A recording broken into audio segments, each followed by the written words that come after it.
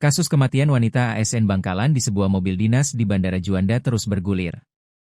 Sorotan publik tertuju terhadap sosok pria pengemudi kendaraan dinas Toyota Innova berwarna hitam nopol M1090 Hippie.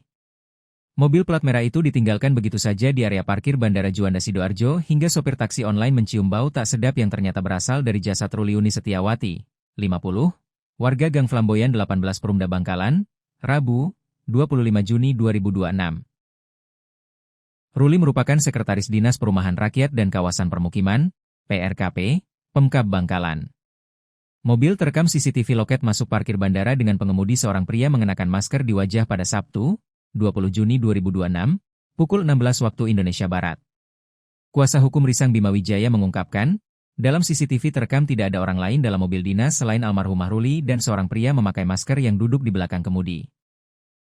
Masker warna putih, pakai kacamata minus, rambut rapi tipis kanan-kiri, kulit putih, dan mengenakan arloji pada pergelangan tangan kiri, ungkap Risang kepada Tribun Madura, Kamis, 25 Juni 2026. Ia memastikan memang tidak ada orang lain selain pria pakai masker di wajah. Kepastian itu disampaikan berdasarkan rekaman CCTV di area parkir Bandara Juanda Sidoarjo yang saat ini telah diamankan pihak penyidik Polres Sidoarjo sebagai barang bukti. Hanya dia seorang yang keluar dari dalam mobil, tidak ada orang lagi. Kemudian orang itu berpindah ke kendaraan lain, kendaraan umum. Kemana pria itu pergi, saat ini masih ditelusuri. Mudah-mudahan perkara ini lekas terungkap, tegas Risang. Perkara kematian Ruli saat ini sedang ditangani penyidik Polres Sidoarjo. Sejumlah barang bukti telah disita untuk kebutuhan penyelidikan, salah satunya adalah 3 buah ponsel almarhumah. Risa memaparkan, merupakan hal yang tidak biasa dilakukan almarhumah Ruli mematikan 3 ponsel ketika sedang berada di luar rumah atau bepergian keluar kota hingga menginap beberapa hari.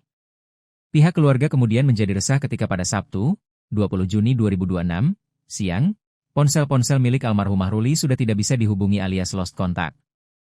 Padahal pada pukul 7 WIB sebelumnya, korban sempat berkomunikasi dengan suaminya. Begitu juga pada Jumat, 19/6/2026.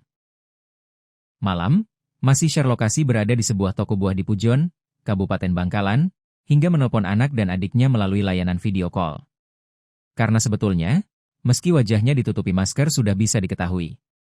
Juga dari ponsel korban yang sudah bisa dibuka dan sedang ditelusir, diekstraksi semua percakapan terakhir. Termasuk siapa saja yang sering dihubungi dalam seminggu terakhir.